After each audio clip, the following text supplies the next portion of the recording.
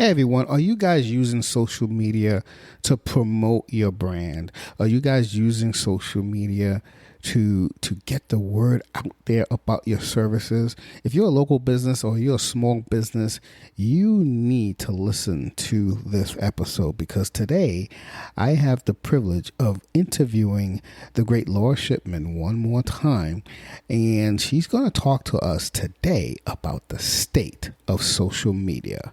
So without further ado, enjoy the show.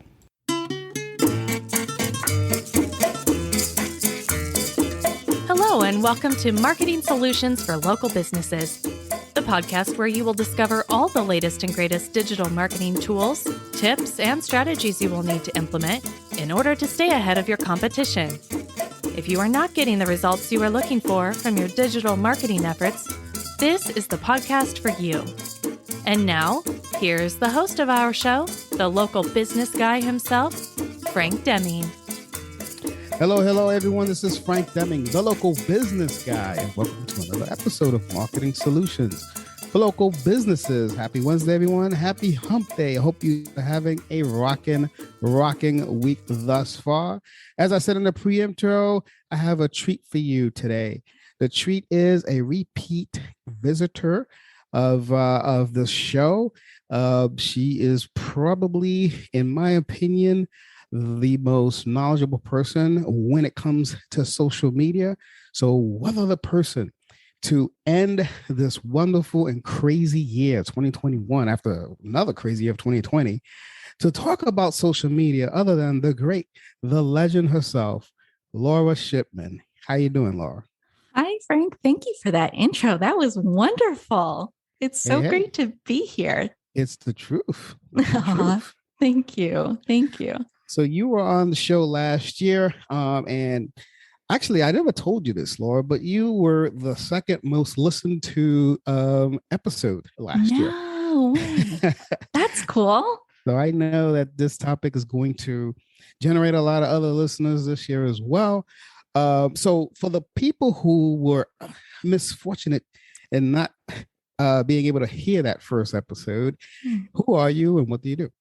Yeah, so my name's Laura Shipman, and I am a social media manager, a social media coach, and a fellow podcaster. And I love everything content creation for social media. I think it's a lot of fun. I love playing with words and graphics and visuals just to stop the scroll. And that's my mission and my passion. Yeah, I first heard that term "stop the scroll" from you, actually, Laura. So oh, really? Yeah, and then after a while, it started popping up everywhere. I'm like, oh, okay, well, because as you know, social media is not my gig, so that's why I probably miss all those things. But awesome. So last year, you gave us, like I said, some great content. Why don't you catch us up of what's going on in Laura Shipman's world? Then I have some other questions. I want to talk about the state of social media as we roll into 2022. But before that, catch us up on what's going on, Laura Shipman. With Laura Shipman. Well, Laura Shipman's been really, really busy lately and just doing a lot of content for a lot of different clients. And I love in every industry, in which I love, because I feel as though that gives me a competitive edge with social media, because what's working for one industry may not necessarily work for the other. And I like to get in there and get my hands dirty and see what works, what doesn't, and then what some of the commonalities are.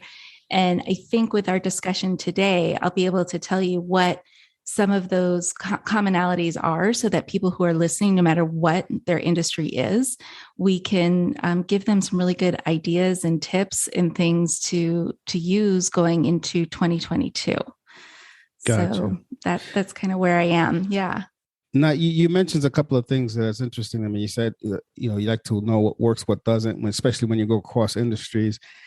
How do you handle that? Because normally I like to always set the expectation to our customers and say, hey, what I've done in the past for clients just like this, these are the results you're going to get from a lead generation standpoint.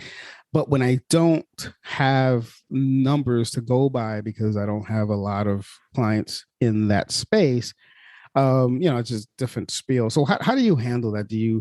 Is there like a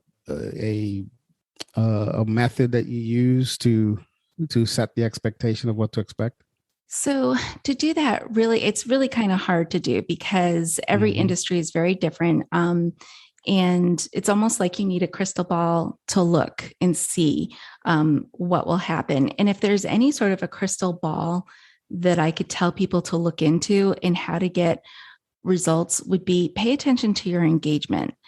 And by that, I mean, pay attention to how you are engaging with the people who come across your page, how you're not engaging with them, and what are you doing to get engagement.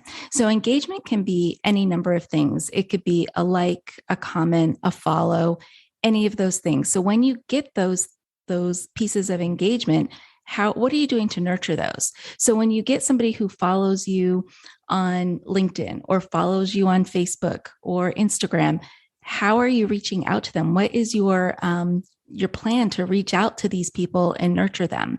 When people comment, are you just ghosting them, or are you engaging in the conversation? Or when people like your content, are you going over to their profiles and seeing what they're posting and seeing if you can drop some value on their content? So I think if you want to see results, you have to pay attention to your own personal engagement practices. Okay. Does That that that make sense? that makes sense. So yeah, engagement is key. Because I've noticed it in my own. I play a lot. I play a lot in the LinkedIn profile, and I Mm-hmm. do notice if I don't, like respond to any questions that people have, or if I miss it because I'm too busy, I do notice that it kind of stops showing more posts to other people and all that kind of stuff, and I guess you lose credibility, right? Yeah, exactly. And the one thing you have to remember, and this is pretty much true on any social media platform, you have an individual algorithm with every person on that platform. So, for example, you and I, Frank, on LinkedIn, LinkedIn sees us and they've assigned a certain algorithm to our communications. So, if Mhm. we communicate a lot on LinkedIn, or if I'm really engaged in the content that you're putting out there, LinkedIn notices that. And then it's going to serve me more of your content in the future because they know that I am, I find that information important and I need to Right. know more about what you're providing. So you have to think about it on that term in those terms, and just know that there is an algorithm for every connection you have out there, and it's how you nurture that algorithm. You may not know what that algorithm is, but I can tell you it all starts with engagement. Yeah, I hear you. I hear you. So I am going to start with the topic at hand here. I'm going to put you on the spot here a little Okay. bit, Laura, because like I said, the guru of all gurus is Laura Shipman when it comes to social media. I call you the living legend, as you know. So I'm going to go one by one on platforms, and so we can go. I was going to say let's talk about the state of social media in general. But Uh-huh. I think I'm going to go one by one. I think I'm going to change. I'm going to audible a little bit here for Okay. all you football fans. I'm going to pull an audible here and say, let's go one by one on platforms and your feel for what's going to take your business to the next level in 2022 with each platform. I'm going to start with Facebook/Instagram, since it's kind of the same Mhm. thing, although a little bit different. Let's start with those two.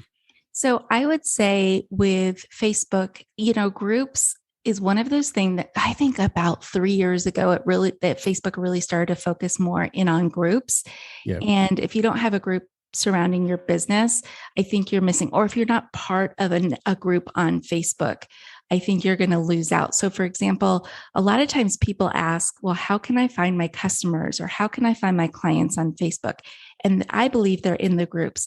So, if you are a marketing person and you want to market, let's say, orthodontists, there's a group for everything out there, right? Go find those groups where the orthodontists are going to. Or if you want to get plugged into your local community, there's so many of these Facebook chat groups within these local communities that are always asking for recommendations or referrals or questions about. So I think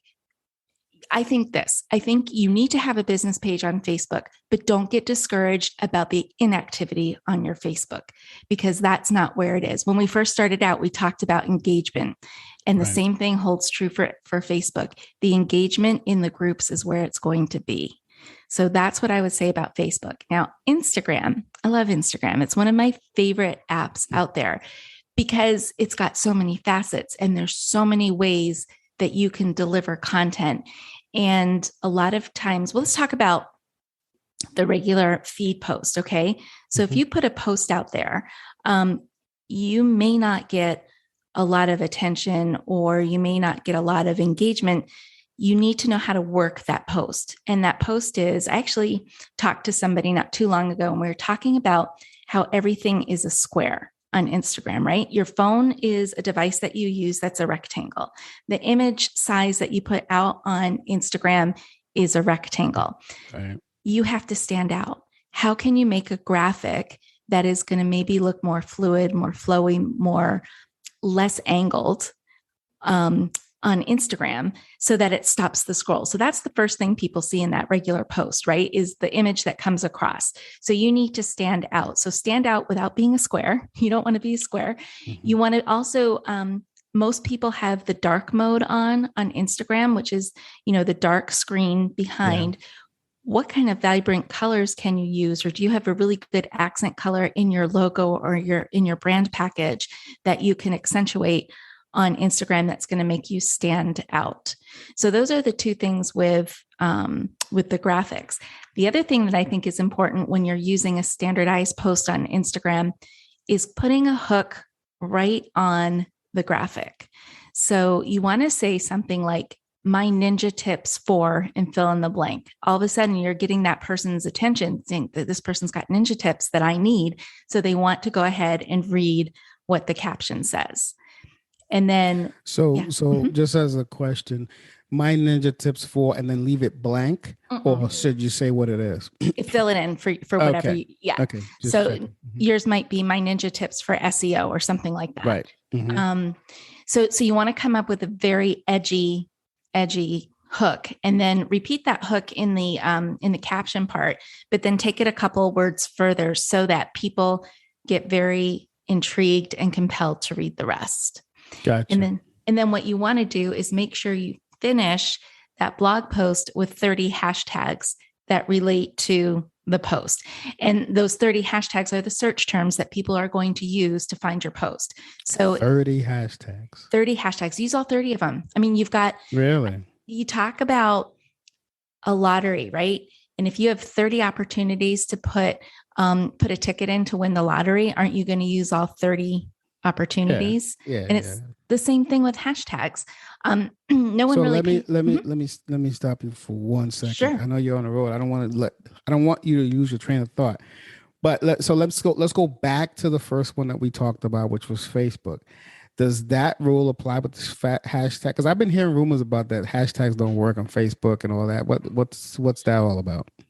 I think they do, because I search for things on Facebook and I will see posts come up and people are using either hashtags, in their Facebook posts. So I think this is how I see it. If a social media platform is going to allow you to use hashtags, use them.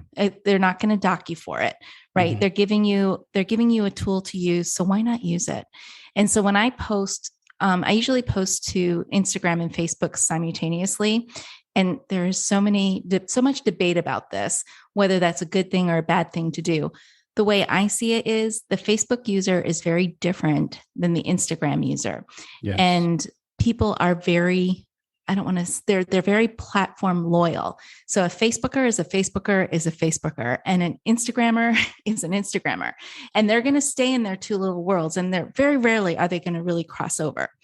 I use a tool that Facebook provides called Creator Studio, and it allows me to post to both Facebook and Instagram simultaneously. And I mean, we can come back another day and I can teach you guys how to use Creator Studio, but it's a great way to schedule posts to both Facebook and Instagram. And I use the hashtag. So I use all 30 on Instagram, but then it automatically posts over to Facebook. So there's 30 ending up there as well. So I've got a slew of witnesses saying that the great Law Shipman will be back in January to teach us how to use this thing. So that's coming. Stay tuned for that. Yeah. And it's free. It's free and it's a time saver. I love it. Awesome. So I'll ask my admin to book that for us. Okay. So I'm sorry. Continue with Instagram. I just wanted to, when you said the hashtags, but you didn't mention it in Facebook. I wanted to make sure I didn't lose that, because I've been hearing that you can't use it on Facebook. It's not effective. Yada yada yada. But it makes sense. Put it there. Right. Yeah. I mean, and I'm a firm believer, if the app is giving you the opportunity to use a certain tool or technique, use it. They're not gonna say, hey, use this, and then like slap your hand for it. So I was getting back to the 30 hashtags on Instagram. Yep. You need to think about those hashtags as the person searching for your content. And you know this with SEO is finding out what those keywords are, or keyword phrases that people are going to use to find you.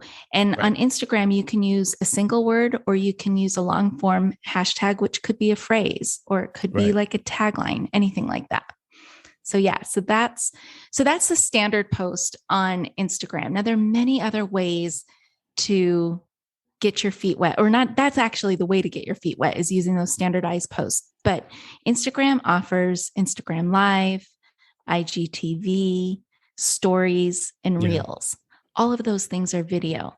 And the one portion of Instagram that's really taking off right now is reels. And it's Instagram's version of TikTok. And we know how powerful and how popular TikTok is. You want to go over to that world. And this short form video is where people are actually winning at social media. And if there is one global statement I would make about social media for 2022, is that video, especially the short form video, is going to be where you will win everything. It's where you're going to get your most engagement, where you're going to get your most reach, where you're going to find your most followers, is by participating in the video portions. 60 seconds, right? Because that's the max you can do. 60 seconds. Yeah. And every platform is a little bit different. Like TikTok just went up to 3 minutes. You can actually do a 3-minute TikTok now. So you really begin to embrace that. Take any sort of course or watch YouTube videos on how to do Instagram Reels. It's a game changer. And it's so much so, like TikTok has really led the way in this. It's, Facebook's picked up the Reels, Instagram has, and YouTube has even picked up these short form videos too. So if so many platforms are and LinkedIn, I think are they doing it? They don't have Reels. No, they have video. I'm trying to think. There's another LinkedIn platform. is usually the last ones to jump on. Yeah. On these things. But if you've got 3 major players using these short form videos, it's time to pay attention to that. And if you're camera shy, you got to get over it, or at least find somebody who is the face of your business, who's not camera shy, who will get out in front for you. I have to say, if we're a small business, I would say no. Get over it then. Don't put someone else there. Now, if you're a larger firm, 15 million or whatever, yeah, you could find somebody else to do it. But the small businesses, get out there. Get over the camera, get some therapy or something, get over the thing and just hop on there. You know what I mean?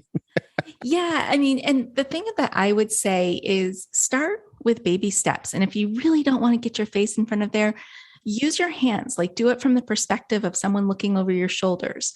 Or sometimes what works really well is just like a scenic picture, and then words flying in and out of the frame that tell a story or that give tips or whatever it is. There's ways to do it that your face doesn't necessarily have to be there, but someday you're going to have to put your big boy pants or big girl pants on and do it. You just got to do it. Yeah, just do it, man. I say, I know I have a couple of clients of mine who are therapists. If you need help, guys, just hit me up. I'll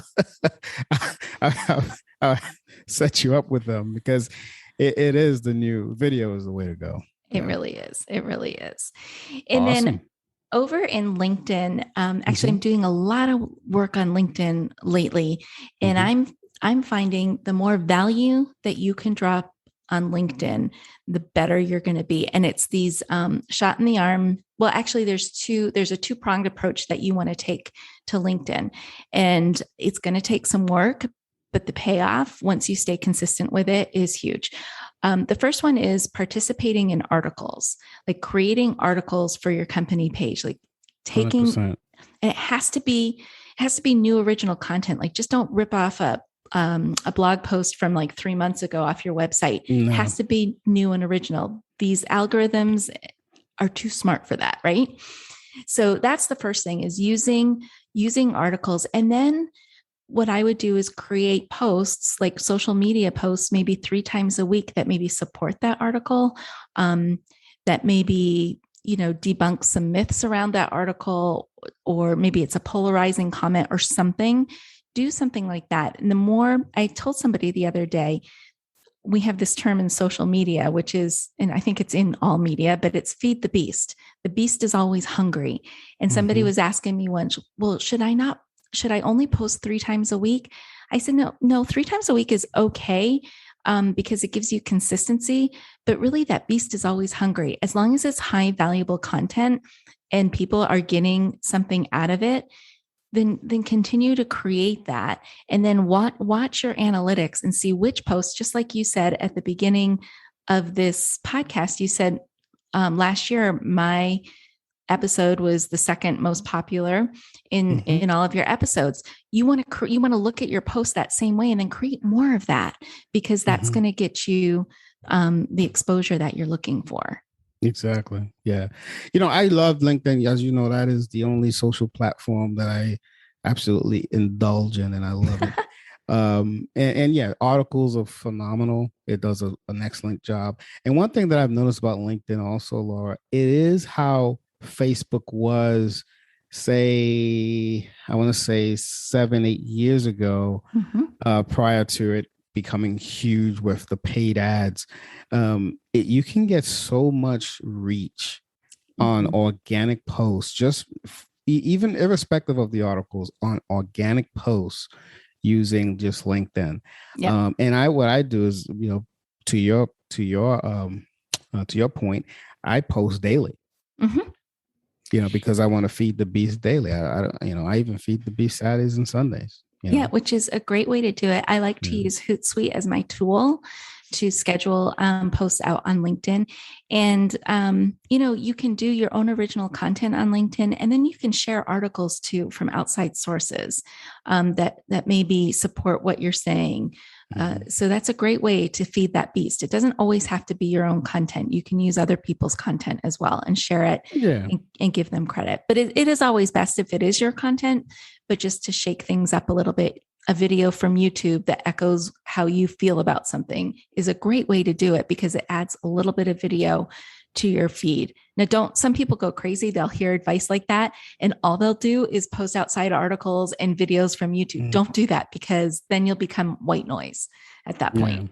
Yeah. So I mix it up. It's my stuff is usually, it's about 50-50. So it's 50% my original content and 50% stuff that I get from someone else and say, hey, here's where I got it from.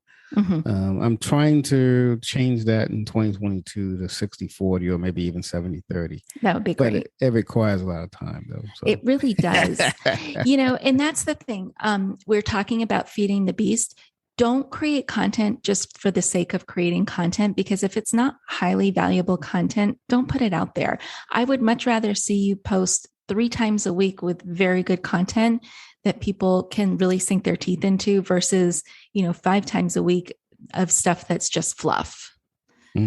So be very careful about that. Yeah. And so then go ahead. I was going to say, one of the things people, kind of get tripped up on, well, what makes good content? And, right. That's a good question. Yeah. And I just want to give some tips to some people, because it's all in the delivery of the content that you put out there. So I find, instead of just writing like a little micro blog post, which is what social media tends to be, shake it up a little bit. See if you can create a visual tutorial or mini training. So I love taking a series of like 3 to 5 images and putting them on social media, and it takes you through a series of steps. Another way you could do it is creating an infographic. Infographics are great. They don't have to be these long, gigantic pieces of graphic art. They can just be within that square that we were talking about, just simple things that you could put in an infographic. Checklists are another great way to deliver content information, and it just makes your feed a little bit more enticing than, say, somebody else's who's just putting up a wall of words and a picture of something. So think about how you can deliver your content and how you can deliver your value differently. Okay. That's great advice. I hope you guys are taking notes on this because, again, this is why she was the second most listened to episode last year. All right. So we touched on Facebook, Instagram, LinkedIn.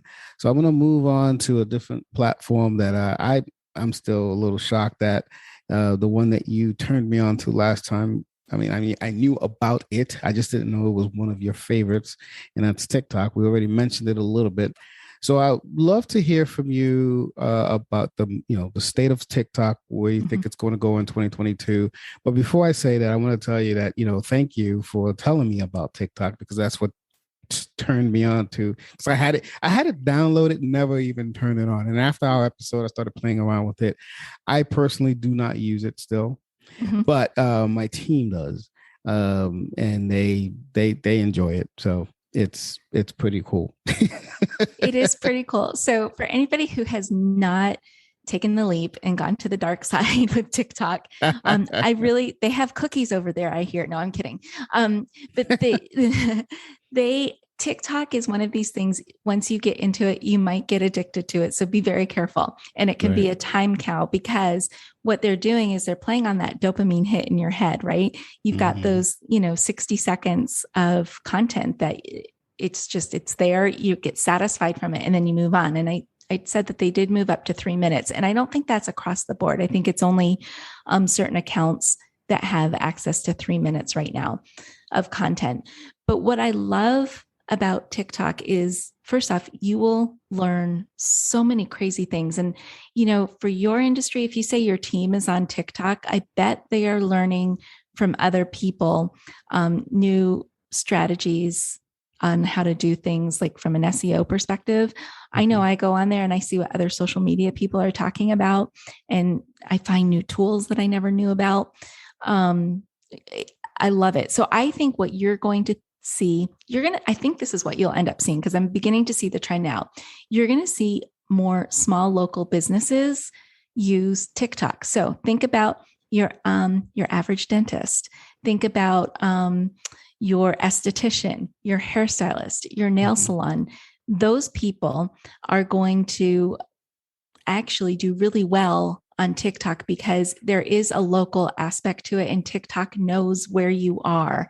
And I will get things about my hometown all the time in my feed of things that I didn't know existed. Like, for example, maybe a local pumpkin patch that just popped up, and somebody locally is taking video, or even the venue itself is taking video on TikTok about this pumpkin patch. It piqued my interest, and now I've got to go visit that pumpkin patch. Right. So I think it's really a great place for the small business owner to make themselves known to their audience. Because through using the location and also hashtags is a big game player for TikTok. You can really reach your target audience as long as you're putting out valuable content. Show behind the scenes, show how you do something. I think I saw an orthodontist. This was a really cool idea. I saw an orthodontist do this. They took braces, and the color of the braces, they said, these are the best colors that match brown hair. And they did like a little TikTok of different braces with the colors so that you could, whatever. And these are the braces that look best with blonde hair. Just get creative. It doesn't have to be this long video, 30 to 60 seconds, actually even 15 seconds you can do on TikTok with information about your business. So I think it's a big game changer for the small business owner if they sink their teeth into it. Yeah. I saw this. I saw an attorney do a TikTok on the difference between hiring an attorney and trying to do it yourself.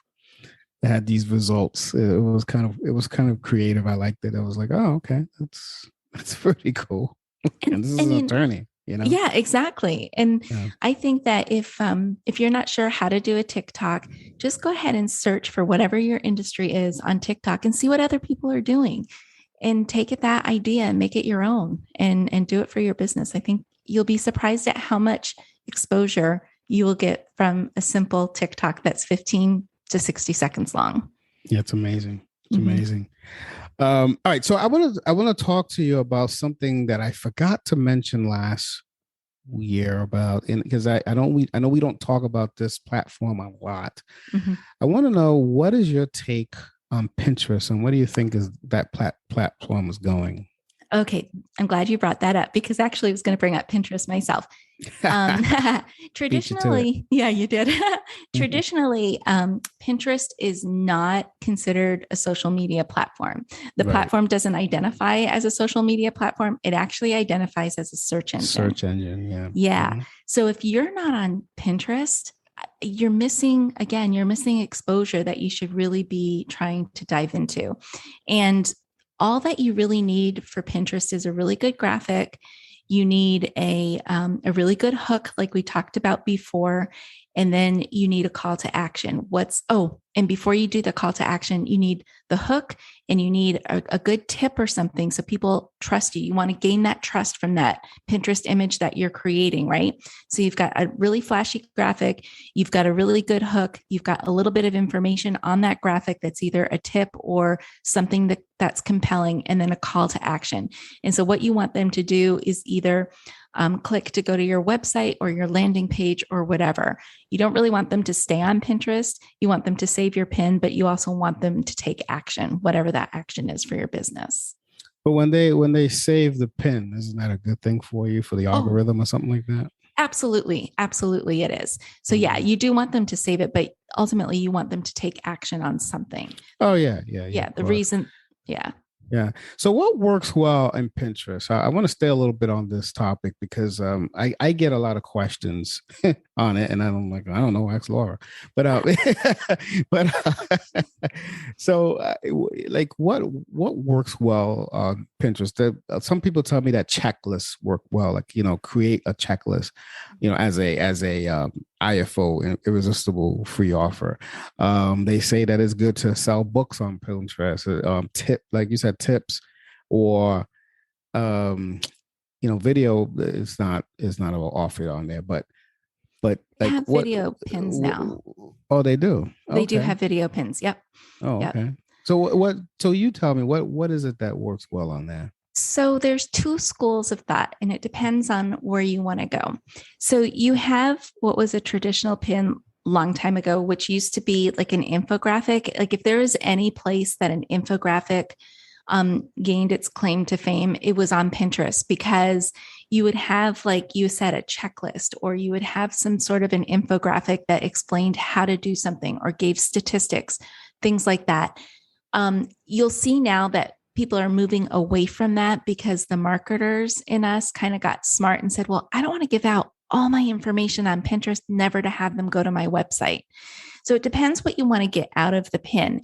If you want people to really to save it and for that pin to go viral, then yes, go ahead and do that infographic. Or if you're not even sure what an infographic is, go to Pinterest and look. You'll see, type in infographic, and you'll see what an infographic is. And they can get really detailed, or they can be very simple.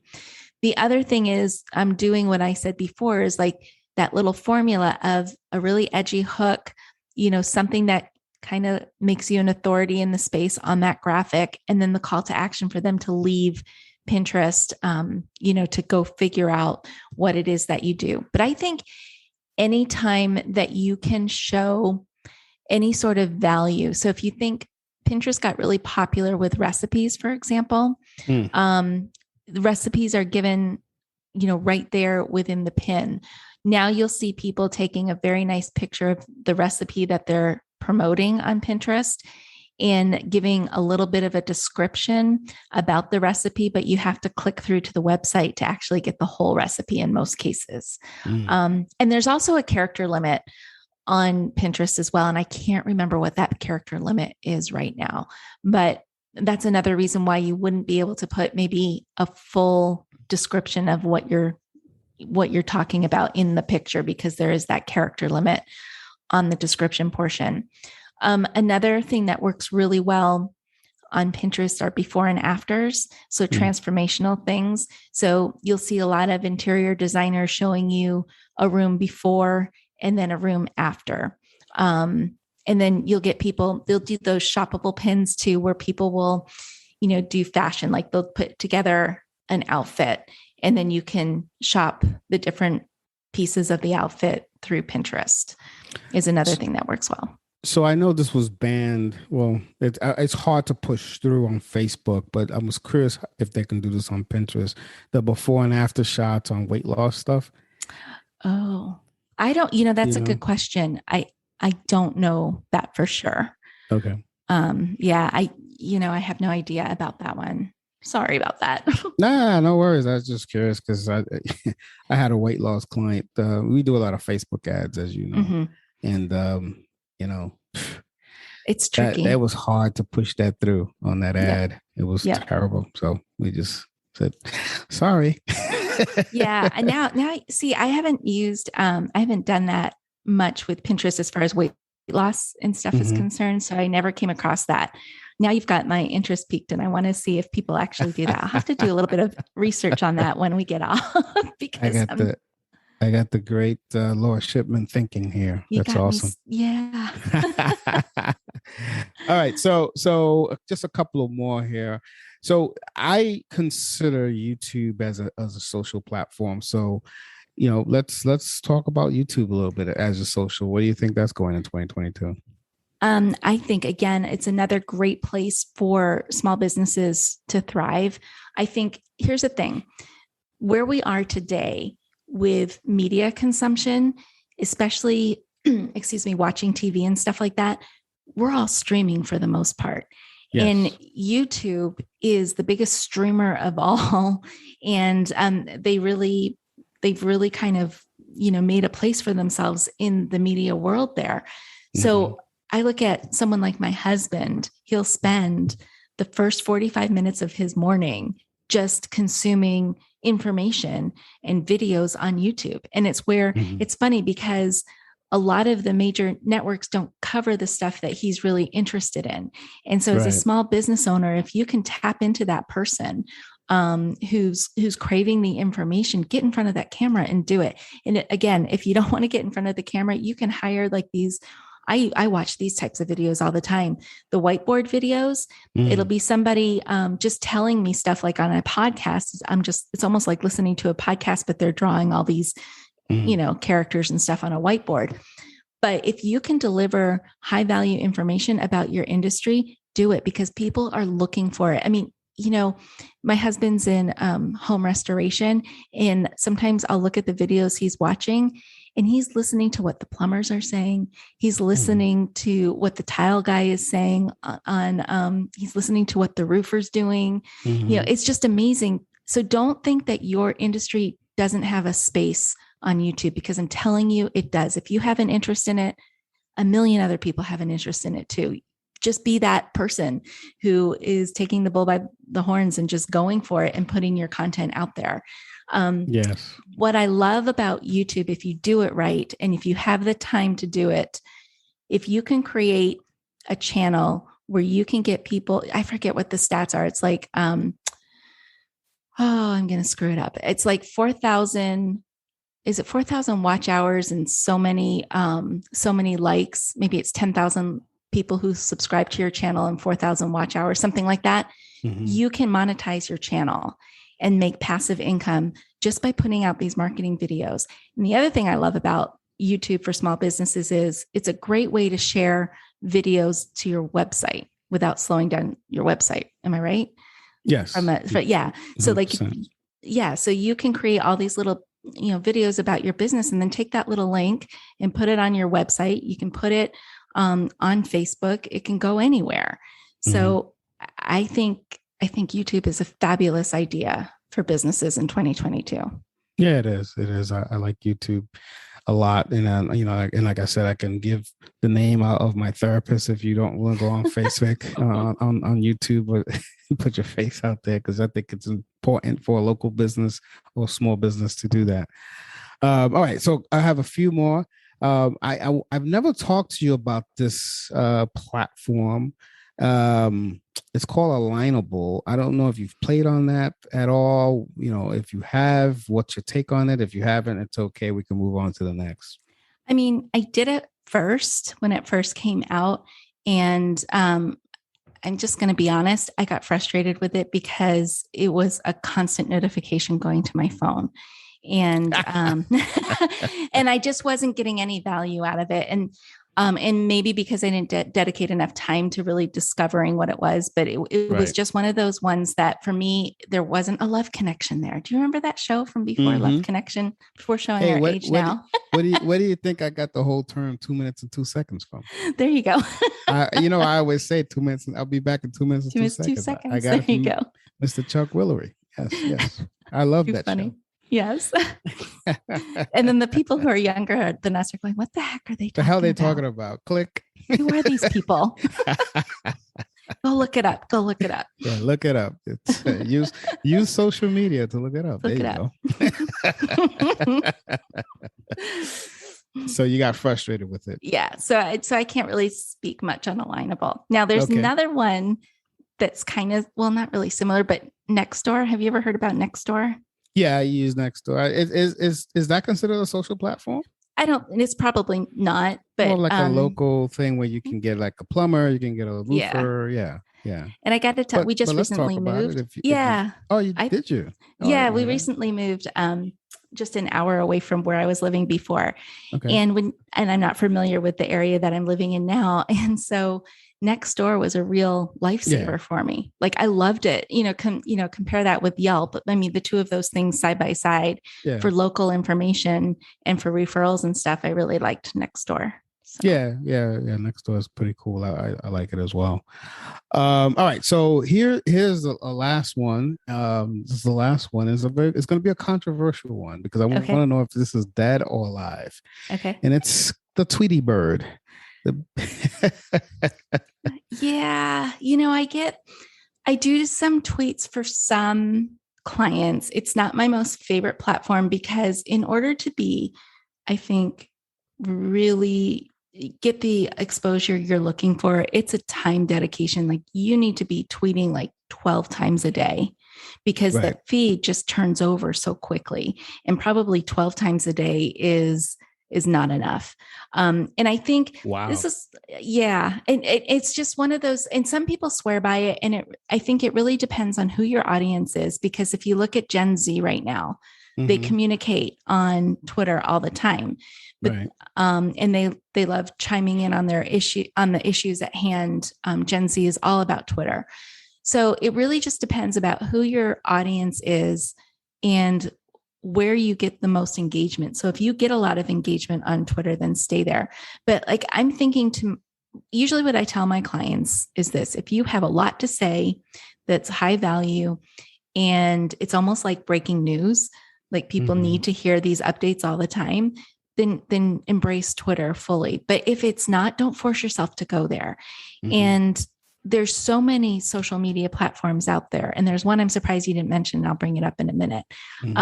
What I would do is find out what your favorite platform is and dominate that platform first, and then add in your next favorite and your next favorite. You don't have to be on all of them. You just need to be on the ones that really attract your audience and figure out where they are. And that's where you need to be.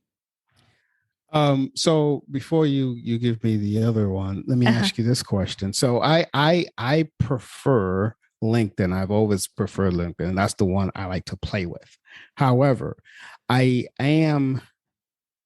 know that I have to be, at least in my opinion, I have to be on Facebook because it's the most popular platform. What's your take on that? I think I would use Facebook as a strategy or as a tactic in your overall strategy. So if LinkedIn is your favorite and that's where you get the most engagement, because Facebook is the most popular one out there, I would treat that as your business pamphlet. and you need to have a presence there. It's almost like having a website. And today, Facebook's business page almost acts like a mini website. I know. So it's got all the elements that you would have on a website. It's got an about section. It's got directions. It's got hours. It's got all these things. So, and like I said, if you're going to pick Instagram as another platform you want to be on, it's kind of a no-brainer just to post to Instagram and Facebook at the same time because it's no extra effort. It's connected, It's connected, So I think it's smart from a strategy standpoint to have a presence on Facebook because that's the first social media platform people kind of check out when they're looking at a business. And if you don't have presence there, but the important thing is if you decide to have a page on Facebook, keep it updated and, post, a couple of times a week. So it doesn't look like you've abandoned it. Yeah. I post daily as well, even on Sundays. So. Yeah, it's smart. And what was I going to say about that? It just builds your credibility. And that's the only reason why I do it. I don't get any business out of it. I get business out of LinkedIn, but I just use it so that in case someone wants to check it out, it's there as well. It's a marketing tool. Yep, absolutely. Yes, ma'am. All right. So dazzle me with what I missed. Oh, the one that you missed. It made a big splash. And then I don't know where it is so far because I haven't had a lot of time to dedicate to it, but it's Clubhouse. Have you? Oh, yeah. So Clubhouse. Yeah, I have not dabbled in it a lot at all. Yeah. Yeah. So Clubhouse is interesting because you get a lot of experts there who it's almost like a live podcast is basically what it is. Yeah. And you can have panel discussions and it's a great place if you want to learn things. I would recommend going to Clubhouse, but to start a Clubhouse account for yourself and keep it active, it's a lot of work. At the beginning, when it was first starting out and nobody had an account, you could get in front of anybody. Now the fight's a little bit more, it's harder, right? To get people to listen into what you have to say. Right. And at first you're kind of talking to the walls until somebody shows up. Right. But it's an interesting one. It's a fun one if you're looking for something a little different and you don't have to be camera ready for it, which is kind of nice. Yeah, it's all audio based. It's so much. There's just so many things that you can play around with in a day. So I have not dipped into Clubhouse at all. I opened up. The only thing I did is I started my account. That was it. Yeah. So I guess that's why I missed it. Okay. So a quick question for you. So let's go down each. If you can tell me and the audience this, like based on demographic, like where should you be per platform, based on demographic. You mentioned Gen Zers, let's talk about millennials, let's talk about some baby boomers if they're still out there, some Generation Xers. Yeah. Which that's where you and I are. So yeah. The Gen X. Oh, they say some funny stuff about us being like the what do they call us? The ones that have no fear and because of the way that we grew up and stuff and whatever. Exactly. Yeah. My daughter calls me a millennial in disguise because I know all these technology things. But. Yeah, I feel like I'm kind of surprised too because I get into all the tech things and but I'm a Gen Xer. So I would say Gen X. You're going to find Gen X on LinkedIn. You're going to find Gen X on Facebook, and you might find a couple of renegades over there on Instagram, and you'll find Gen X on TikTok. Gen X is very popular on TikTok. So that's where you want to go for those guys. Gen Z would be, they'll be on Twitter. It's funny. The ones that are emerging into the workforce, you're going to see them on LinkedIn more. Definitely all over Instagram, definitely all over Snapchat still. Snapchat is still a thing with Gen Z. The millennials, and I think you'll see the millennials will be on TikTok. Oh, and Gen Z will be on TikTok too. You'll see the millennials on TikTok. You'll see them on Instagram for sure. I think you'll see them on Facebook just because they feel they need to be there to stay in touch with people. With family and things like that. They're older generation. Yeah, exactly. And then the boomers. You'll see them on Facebook. You might see some of them on LinkedIn. Who did I miss? What generation did I miss? But that's really it. That's pretty much it. That's pretty much all the gens. I mean, yeah, that I could remember anyway. Yeah, right. Awesome. I think of my father. He's the silent generation, and he's on LinkedIn. Yeah. He's like, I don't do Facebook. I'm like, okay, Dad. yeah. None of my parents are on any of those things. So yeah. They don't believe in any of that. But anyway, that's another topic for another discussion for another episode. That's right. But all right. So I have one last question for you. Sure. Is there anything that I did not ask you that you think will benefit the audience? Let me think. Just keep your content fresh, full of value. I always like to say actionable information is the key to anything. And the content that you want to post out there is you want to make it educational, entertaining, inspirational, or rewarding. And by rewarding, I mean, if you're a business and you have some sort of a coupon or a freebie or something like that, let your audience know about that and give them a reason to follow you so that they can get rewarded every once in a while. Yeah. I used to follow a guy. I forgot his name, but I don't have rights to tell him his name, so I won't say his name. But he used to use a term called edutaining, and make sure you're edutaining. That's smart. And I'm like, okay, that makes sense. All right. So can you, before I say goodbye to you today, can you tell us how I'll put a link on the show and say, how do people get a hold of you? Is there any gift you want to give to anyone so they could get to know you a little bit better? What's that information like? Yeah. So if you go to laurashipman.com/resources, and Laura is LORA, I have a ton of free resources there, but one of the ones that I have there that I think is really important, people always get stuck on the hooks, right? Like how can I make an edgy hook, something that's going to catch people's attention? Go there. I've got some there. I think I called it like scroll stopping hooks or something like that. Or captions that stop the scroll is what it's called. Download that because that will be really helpful. And, I gave it to my daughter because she was doing some social media stuff and she's like, Mom, this is amazing. Why aren't you charging for this?